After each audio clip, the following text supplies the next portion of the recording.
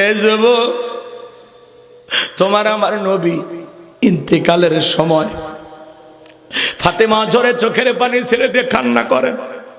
ফাতেমার চোখের পানি দেখে নবী বলে, মা ফাতেমা, তোমার চোখের পানি আমি সহ্য করতে পারি না মা, তোমার কানটা আমার মুখের কাছে লাগায়া দাও।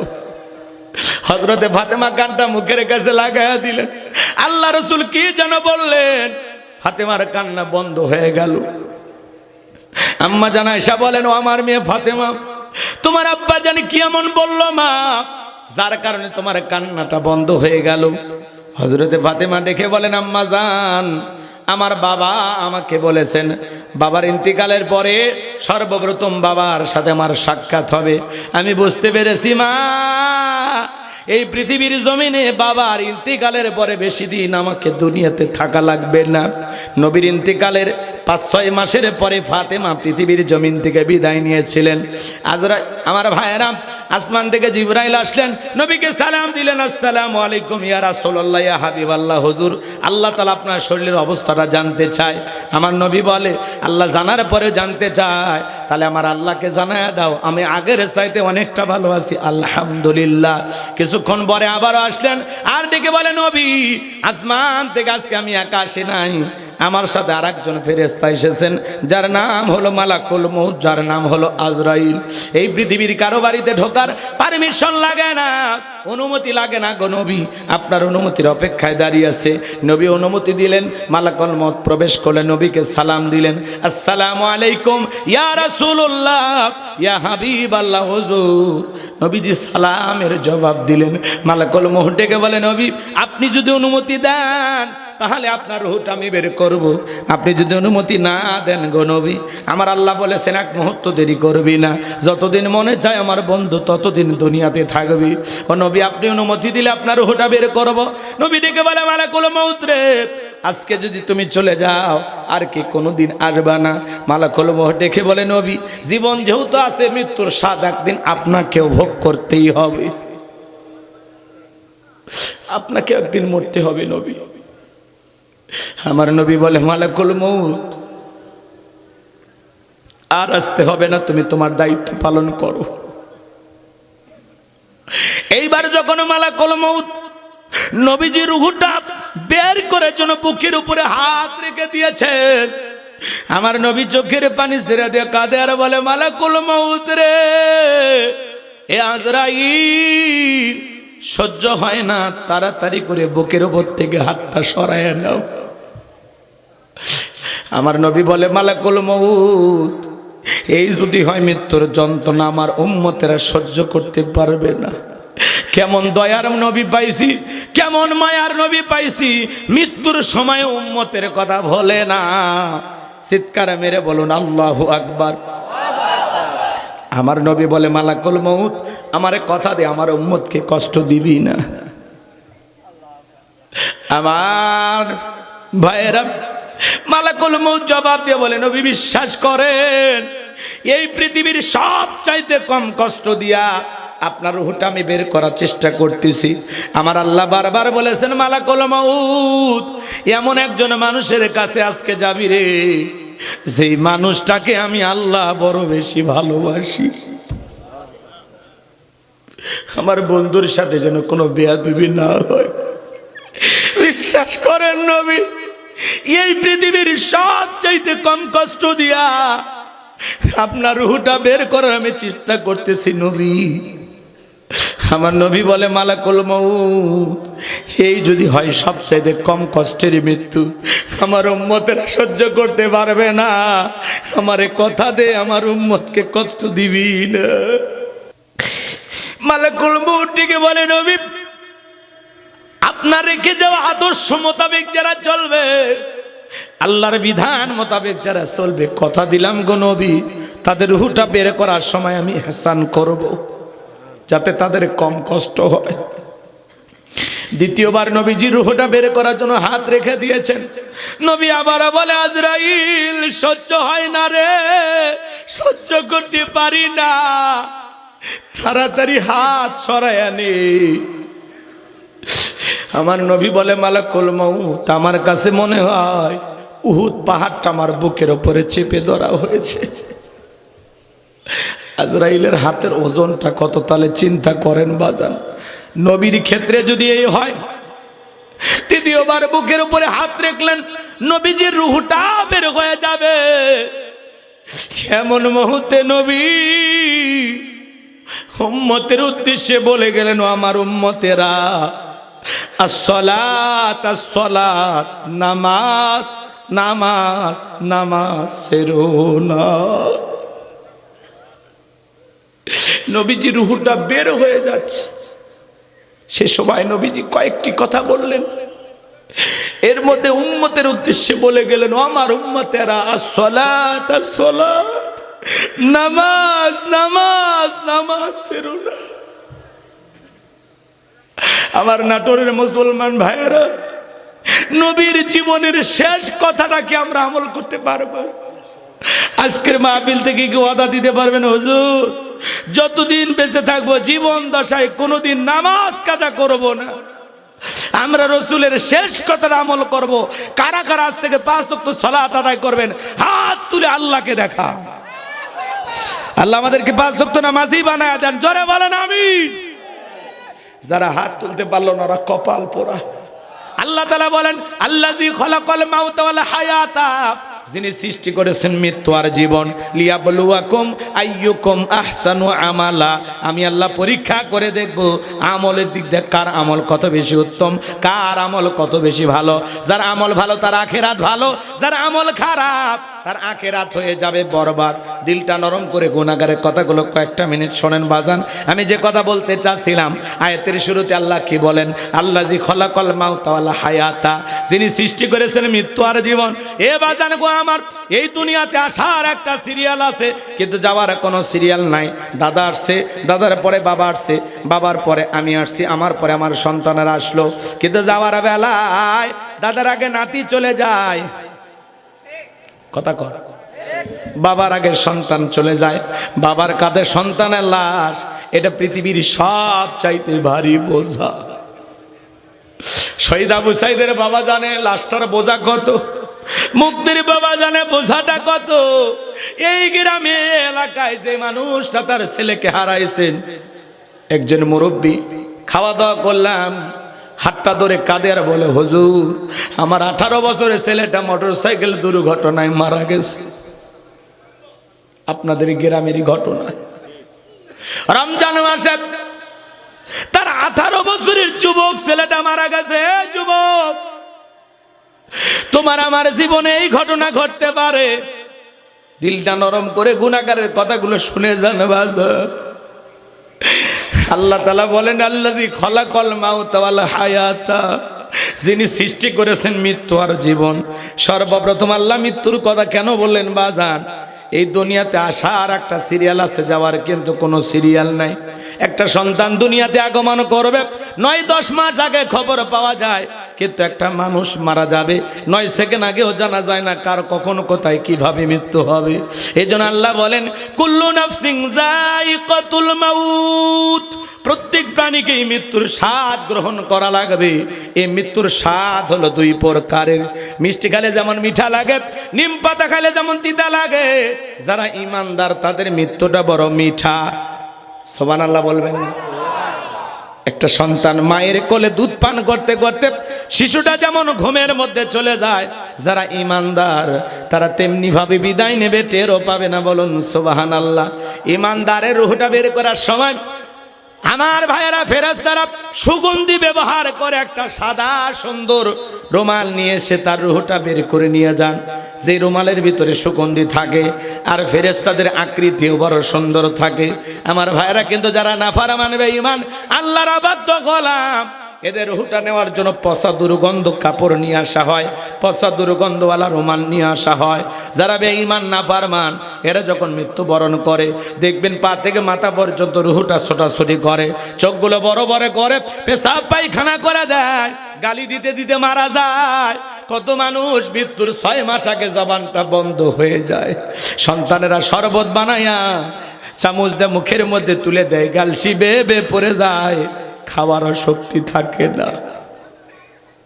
আমার ভাইয়েরা, কি মনে করে দুনিয়াটা চিরকাল থাকার জায়গা না রে বাজান, না, দুনিয়াটা চিরকাল থাকার জায়গা না।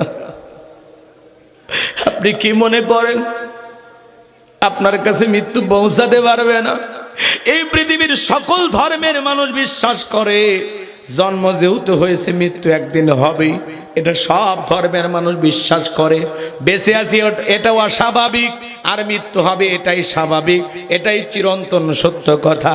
এজন্য যুবক, খেলায় খেলায় তুমি বসে থাকতে পারো, কিন্তু সময় যখন আসবে, মৃত্যুর সময় যখন উপস্থিত হবে, যেখানেই থাকো না কেন মৃত্যু থেকে তুমি পালাইতে পারবা না। আইনামা তাকুনু ইদরিকুমুল মাউতু ওয়ালাউ কুনতুম ফি বুরুজিম মুশাইয়াদা। সূরা নিসার ৭৮ নম্বর আয়াত। আল্লাহ ডেকে বলেন, যেখানে থাকো, যে অবস্থায় থাকো, মৃত্যু তোমাদেরকে ধরবেই, মৃত্যু থেকে পালানোর কোনো রাস্তা খোলা নাই। হে যুবক, মৃত্যুর যন্ত্রণা কত ভয়ঙ্কর, কত কঠিন জানো?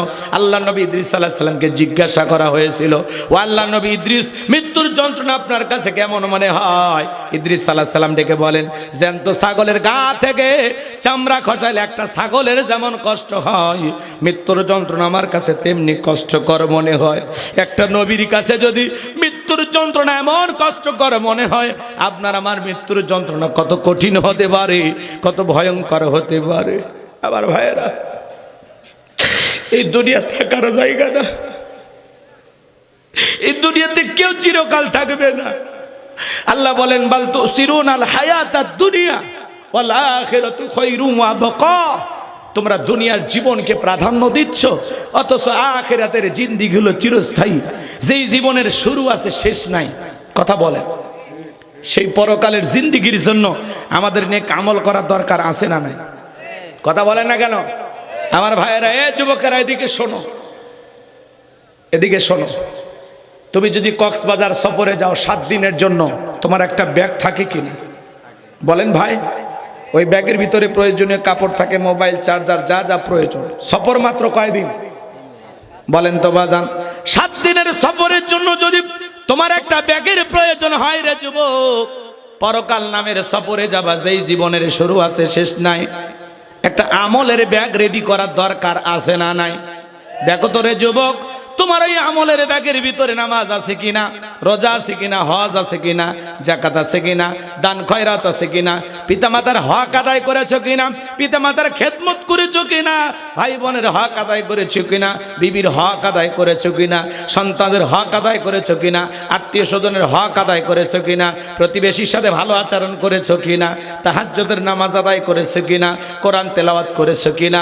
যুবক রে, আল্লাহর কাছে হিসাব দেওয়ার আগে 2 মিনিট বালিশে মাথা রেখে একটাবার চিন্তা করো, কতটুকু নেক আমল জমা করতে পেরেছো, যে আমলের বদলতে পরকালে তুমি নাজাত পাইবা, আখিরাতে সারা পাইবা।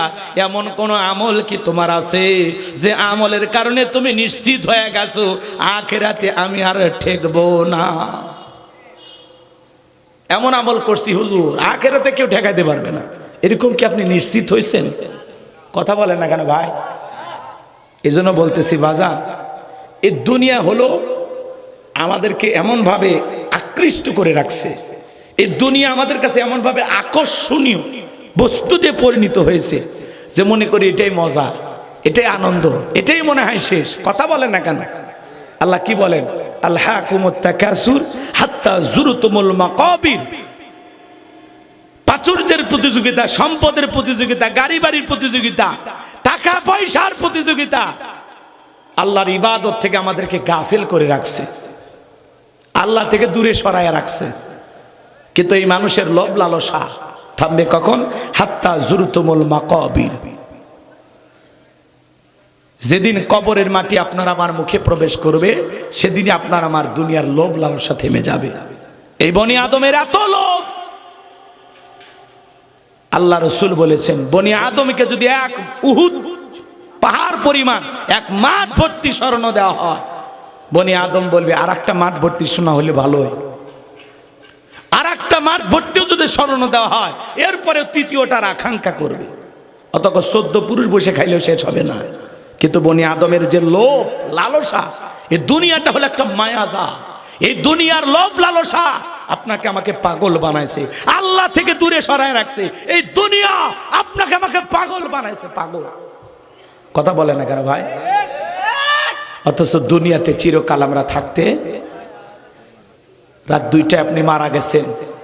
যে বিবির সাথে 50 বছর 40 বছর সংসার করলেন, সেই বিবি যদি নাকে হাতটা দিয়ে দেখে আমার আব্বাসের বাপের নিঃশ্বাস কাজ করে না, কি বলেন? কি বলেন? আপনার বিবি বলবে যে রাত 2টায় মারা গেছে, থাক, যে স্বামীটার সাথে এতদিন সংসার করলাম, এই তো 3-4 ঘন্টা পরই ফজর হবে, সকাল পর্যন্ত মৃত স্বামীর লাশটা নিয়েই ঘুমায় থাকি। পৃথিবীর কোন স্ত্রী বলবে? জোরে বলেন। এ নাটোরের মুসলমানেরা, রাত 2টায় আপনি মারা গেছেন, বিবি যদি একবার টের পায় আপনি আর বেঁচে নাই, চিৎকার মেরে ঘর থেকে বের হয়ে আসবে। কে কোথায় আছো চলে আসো, আমার সন্তানেরা কে কোথায় আছো চলে আসো, তোমার বাবা আর বেঁচে নাই, তাড়াতাড়ি ঘর থেকে লাশটা বের করো।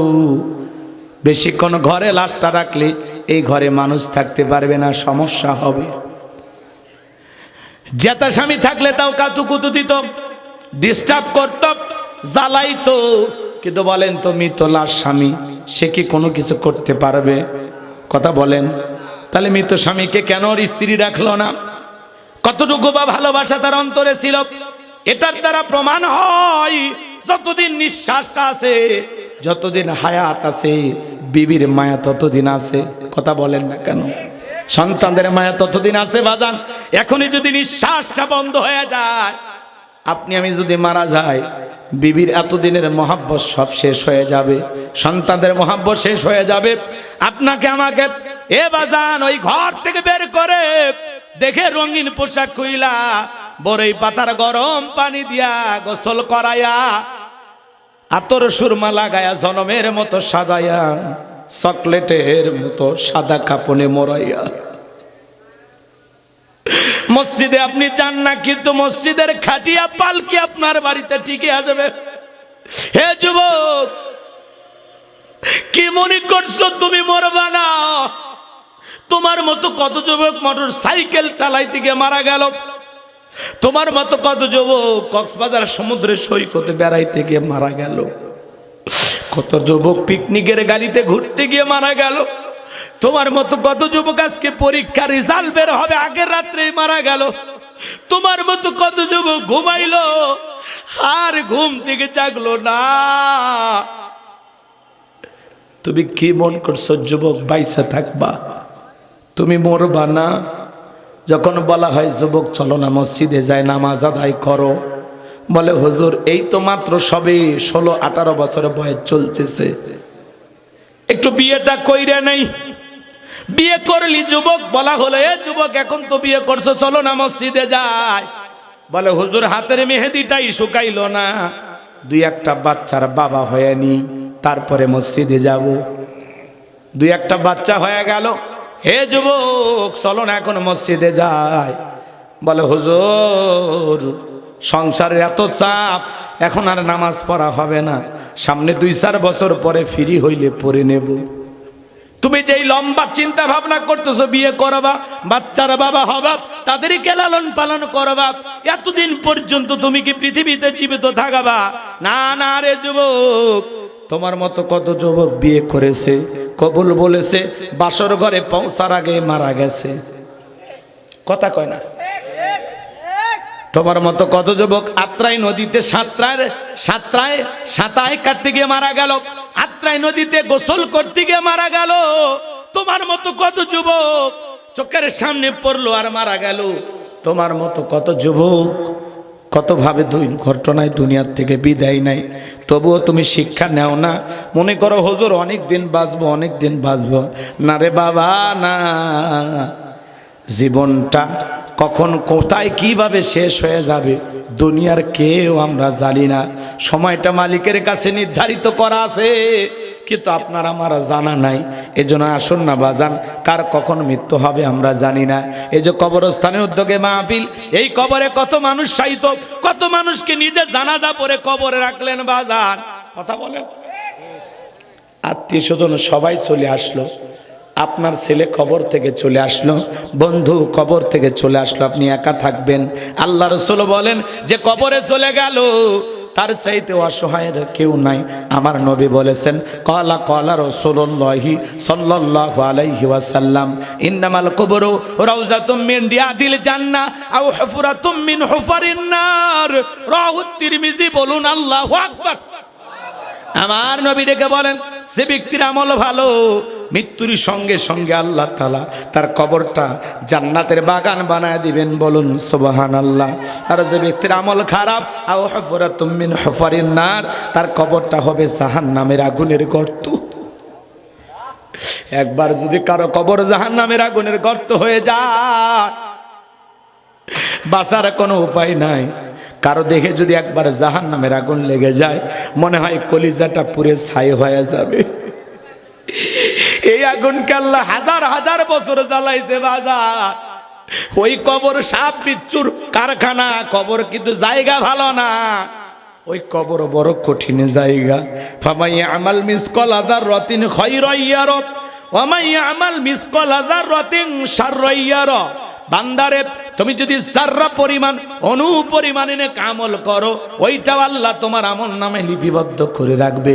আবার তুমি যদি যাররা পরিমাণ অনুপরিমাণে বদ আমল করো, একবার যদি কুনারে অন্ধকার কবরে যাও, ওই কবরের ডানের মাটি বামে চলে যাবে, বামের মাটি ডানে চলে যাবে। বাজান এমন জোরে চাপ দেবে, এক পাঁজরের হাড় অন্য পাঁজরে ঢুকে যাবে। কবরে থাকা বিষাক্ত সাপ একবার যদি সবল মারে, 70 হাত মাটির নিচে চলে যাবে।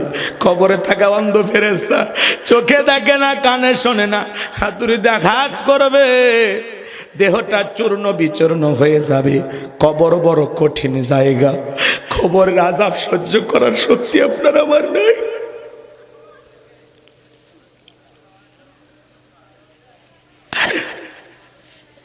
নবীর জামাই হযরত ওসমান, জান্নাতের সার্টিফিকেট প্রাপ্ত সাহাবী, কবরের পাশে অজরে কান্না করতেন। কান্না করতে করতে অজ্ঞান হয়ে পড়ে যাইতেন। সাহাবীরা বলতো, ভাই কবর দেখে কেন কান্না করেন? হযরত ওসমান বলে, এই কবর হলো প্রত্যেকটা মানুষের জীবনের প্রথম ঘাঁটি, প্রথম স্টেশন। এই কবর প্রত্যেকটা মানুষের প্রথম প্রথম প্রথম। যুবক, 31 নাইট পালন করো, 14 ফেব্রুয়ারি পালন করো, জন্মদিন পালন করো। বিবি সারা ঘুমাইতে পারো না, কবরে একা একা কেমনে ঘুমাবেন? কবরে একা একা কেমনে ঘুমাবেন? কি হবে আপনার? আমার ভাইরা, কবরে একা একা কেমনে ঘুমাবেন? এ যুবক, এ বাবা, এ পরে থাক ভাই, ঝামেলা করে। আমার ভাইয়েরা, যে কথা বলতে চাচ্ছিলাম, এই জন্য যুবক, কবরের পহেলা রাতটা কিভাবে কাটবে? কি হবে আপনার আমার কবরে? কত মানুষ দেখলেন কবরে রাখলো, কয়েকদিন পরে পেটটা ফেটে গেল, চুলগুলো খসে পড়ল, পেটটা ফেটে গেল, কিলবিল করে পোকা নাক মুখ দিয়ে ঢুকলো বাজার, দেহের অঙ্গ প্রত্যঙ্গ পচে গলে শেষ হয়ে গেল। কিন্তু আমলের মেডিসিন নিয়া, নেক আমলের মেডিসিন নিয়ে যারা কবরে ঘুমাবে, 100 বছর পরে ঘুঘু মুন্সির লাশ নদীতে পাওয়া যায়, কাফনের কাপড় পর্যন্ত পচে নাই। মাঝে মাঝে কত হাফেজ আলেমের লাশ পাওয়া যায়, বিন্দু পরিমাণ একটা পশমের ক্ষতি হয় না। তার মানে কি বুঝলেন? ওরা আমলের মেডিসিন নিয়ে কবরে ঘুমাইছে।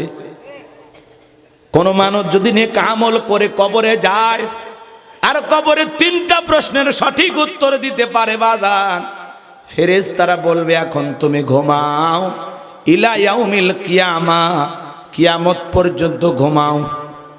দুলামিয়া যেরকম বউরে নিয়ে বাসর ঘরে ঘুমায়, যারা ইমানদার তারা তেমনি আরাম আয়েশে জান্নাতের ফুল বাগানে ঘুমাবে। আল্লাহ তাআলা কবরটাকে ফুল দিয়ে ডেকোরেশন করে দেবেন। সুবহানাল্লাহ বলেন। কবর থেকে জান্নাত পর্যন্ত আল্লাহ রাস্তা তৈরি করে দিবেন। কবরটাকে আল্লাহ প্রশস্ত করে দিবেন। যত দূর চোখ যাবে তত দূর তাকাইবে, দেখতে কোনো সমস্যা হবে না, জান্নাতের সুগন্ধি নাকে চলে আসবে।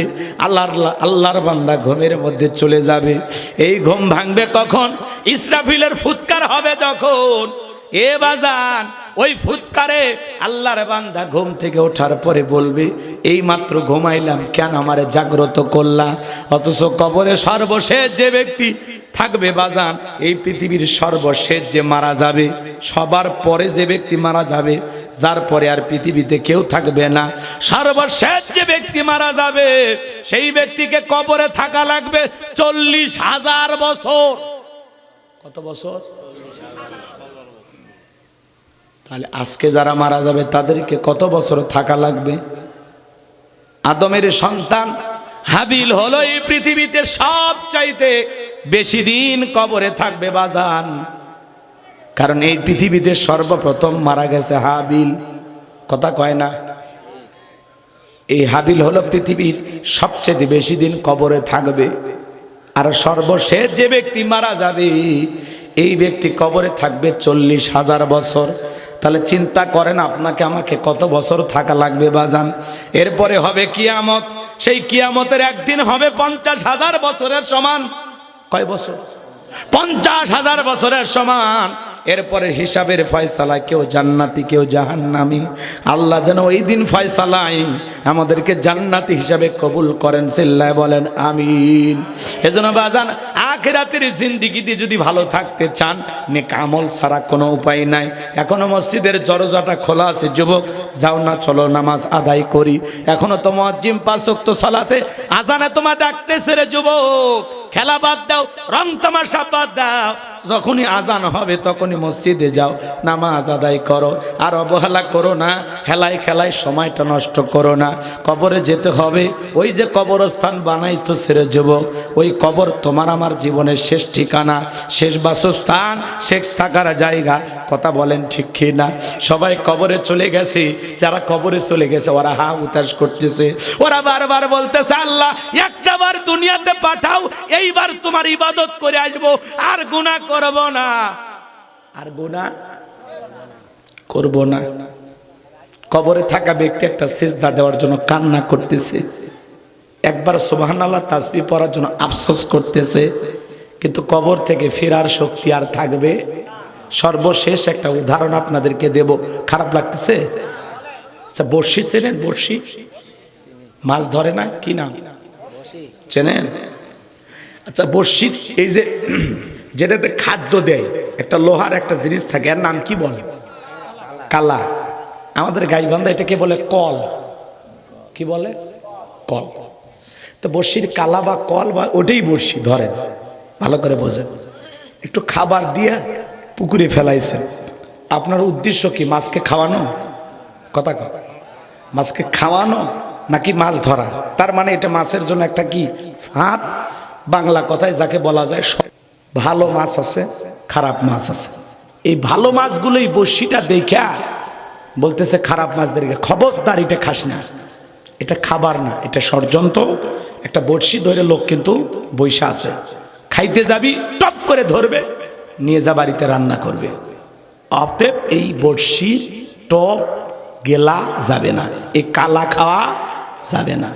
সুন্দর করে ওয়াজ নসিহত করে মনে করেন এই ভালো মাছ বুঝাইছে, খারাপ মাছ বলছে ও আমারও আর শুনাইতেছ, আমি চলে যাব, আর এই সুযোগে তুমি খাইবা, তা হবে না, আমি এক্ষুনি খাবো। এই কথা বলে টপ করে খাইছে। আর ওপরে যে বর্ষিয়ালা বসে আছে, ওকে বসে থাকবে, আর টান দিয়ে উপরে তুলছে, তুলে একটা আছার, কথা কম লাফালাফি করতেছে, তো আছার মারছে। যে আছার মারছে তখন এই যে ভালো মাছের কথা মনে হয়েছে, যে কথা তো ঠিকই, যে পিঠা শুরু করছে এখন বাড়িতে নিয়ে গেছে, নিয়ে যায় স্ত্রীকে দিয়েছে। স্ত্রী এইবার বটির ওপরে নিয়ে এরকম ভাবে আঁশগুলো পরিষ্কার করেছে, এক কথায় মানে সেলা শুরু করছে। ধরেন কথা কি বুঝতেছেন? এই পৃষ্ঠে ও পৃষ্ঠে যত আঁশ, আপনারা কি বলেন, আঁশ না আঁশটে? হ্যাঁ, মাছের এগুলো কি বলে? আঁশটে। ওপরে যেগুলো থাকে এগুলো সব পরিষ্কার করে টুকরো টুকরো করে ঘুষে ঘুষে ধুইয়া পাতিলে লবণ দিয়া ঝাল দিয়ে মাখাইতেছে, আর এই মাছ কান্না করতেছে। এটা উদাহরণ বোঝানোর জন্য, অনুভূতি। আপনাকে বোঝানোর জন্য বলা হচ্ছে। মাছ কান্নাকাটি করতে স্যার বলতেছে, এই তো ভালো মাছের কথা যদি আমল করতাম আজকে আমার এই অবস্থা হইতো না। এইবার পাতিলে তুইলা আগুন দিয়ে যখন রান্না শুরু করছে, রান্না করার পরে খাবারের প্লেটে যখন চলে গেছে, তখন বলতেছে, ইস একবার যদি এই প্লেট থেকে বা ওই রান্না করা পাতিল থেকে একটা বার যদি জ্যান্ত হইয়া পুকুরে যাওয়ার সুযোগ থাকতো, নদীতে যাওয়ার সুযোগ থাকতো, সব মাছকে বলে দিতাম যে ভালো মাছেরা যা বলে ওইটাই সঠিক, ওটা আসলে খাবার ছিল না, ওইটা ছিল ষড়যন্ত্র। আজকে আলেমের আওয়াজ করে বলে, বাবা জাহান্নামের আগুন বড় ভয়ঙ্কর, ইন্নাহা সাআত মুস্তাকররন ওয়া মুকামা, নিশ্চয় আবাসস্থল হিসেবে, বসতির জায়গা হিসেবে এটা কত না নিকৃষ্টতম একটা স্থান। জাহান্নাম সুখের জায়গা না, যন্ত্রণার কারখানা। কবরে আযাব আছে, জাহান্নামের ভয়ঙ্কর আগুন জ্বলতেছে। বাবা এখনো সময় আছে, ওই জাহান্নামের আগুন থেকে নিজেকে বাঁচাও। সূরা আত-তাহরিমের 6 নম্বর আয়াতে আল্লাহ বলেন, হে ঈমানদারগণ, নিজেরাও জাহান্নামের আগুন থেকে বাঁচো, তোমার হাল পরিবার পরিজন এদেরকে জাহান্নামের আগুন থেকে বাঁচানোর চেষ্টা করো। কবরে আযাব আছে, আখিরাত আছে, বিচার দিবস আছে, হিসাব নিকাশ আছে, ফুলসিরাত আছে। কথা বলেন না কেন? ফয়সালায় কেউ জান্নাতি কেউ জাহান্নামী। কিন্তু যারা কবরে যায় তারা ওই জায়গায় যায়, ওই যে মাছের মতো ছটফট করে। ইস একটা বার যদি কবর থেকে দুনিয়াতে যাওয়ার আল্লাহ সুযোগ দিত, তাহলে যায় বলতাম, আলেমেরা যা বলে, হুজুরেরা যা বলে, মসজিদের ইমাম যা বলে, বক্তা যা বলে সব সত্য ভাই। আমি কবরে গেছিলাম, আমার এইভাবে শাস্তি দিছে, এইভাবে পিটাইছে, সাপে কামড় দিছে, আমার জাহান্নামের গর্তে আল্লাহ ফেলাইয়া দিছে। ভাই আলেমেরা যা বলে সত্য, যা বলে সত্য, কিন্তু কবর থেকে ফিরে আসার শক্তি ওই পাতিলের মাছটা যেমন পুকুরে যাওয়ার সুযোগ নাই, কবরে যাওয়া ব্যক্তিকে দুনিয়াতে দ্বিতীয়বার আসার সুযোগ। পা দুটো আগায় দেন না বাজান, আমি মুসাফির, আপনাদের পায়ে হাত দিয়ে অনুরোধ করে বলে যায়, আজকের পর থেকে আর নামাজ ছাড়বেন না, কোরআন ছাড়বেন না, যাকাত দেবেন, ইবাদত বন্দী করবেন, মা বাবার সেবা করবেন, পিতামাতাকে কষ্ট দেবেন না, বিবিকে কষ্ট দেবেন না, সন্তানদেরকে কষ্ট দেবেন না, প্রতিবেশীকে কষ্ট দিবেন না। আমার কথাগুলো কি আমল করা যায়? বলেন না বাজান। কারা কারা আজ থেকে একটু পরিবর্তন হওয়ার সিদ্ধান্ত নেবে? একটু হাত তুলে দেখান তো দেখি। আপনারা সবাই কি পরিবর্তন হতে চান? নেক আমল করে কবরে যেতে চান? আল্লাহ কবুল করেন, জোরে বলেন আমিন। এজন্য বাজান আল্লাহ বলেছেন, আল্লাযী খালাকাল মাউতা ওয়াল হায়াতা, যিনি সৃষ্টি করেছেন মৃত্যু আর জীবন, লিয়াবলুয়াকুম আইয়ুকুম আহসানু আমালা, আমি আল্লাহ পরীক্ষা করে দেখব আমলের দিক দিয়ে কার আমল কত বেশি ভালো। এই পৃথিবীটা হলো পরীক্ষা দেওয়ার জায়গা, আর ফলাফল পাওয়ার জায়গা হলো আখিরাত। কথা বলেন, এই দুনিয়া কিসের জায়গা? এখন আপনি পরীক্ষার ভিতরে আছেন। এই যে মাহফিলে যারা বসছেন, আলহামদুলিল্লাহ আপনাদের পরীক্ষা এখন ভালো চলতেছে। কিন্তু এই মুহূর্তে যারা চুরি পট্টিতে, কসমেটিক পট্টিতে, ওই দোকানপাটে আড্ডা মারতেছে, ওদের পরীক্ষা ভালো হচ্ছে না নকল করতেছে? ওটা আসল জায়গা না, এটা আসল জায়গা? কথা বলেন। এই মুহূর্তে যারা টেলিভিশনের সামনে বসে আছে, ওরা ভালো জায়গা আছে না খারাপ জায়গা আছে?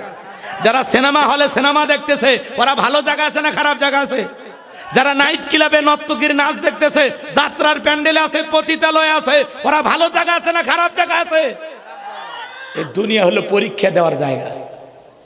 মন চাইলে আপনি নারীর দিকে তাকাতে পারেন, কিন্তু আল্লাহ বলেছে, কুল্লিল মুমিনিনা ইয়াগুদ্দু মিন আবসারিহিম, হে মুমিন তোর দৃষ্টি থাকবে নিচের দিকে। মনে চাইলেই নারীকে দেখতে পারবেন না। কথা কন, রাগ করেন?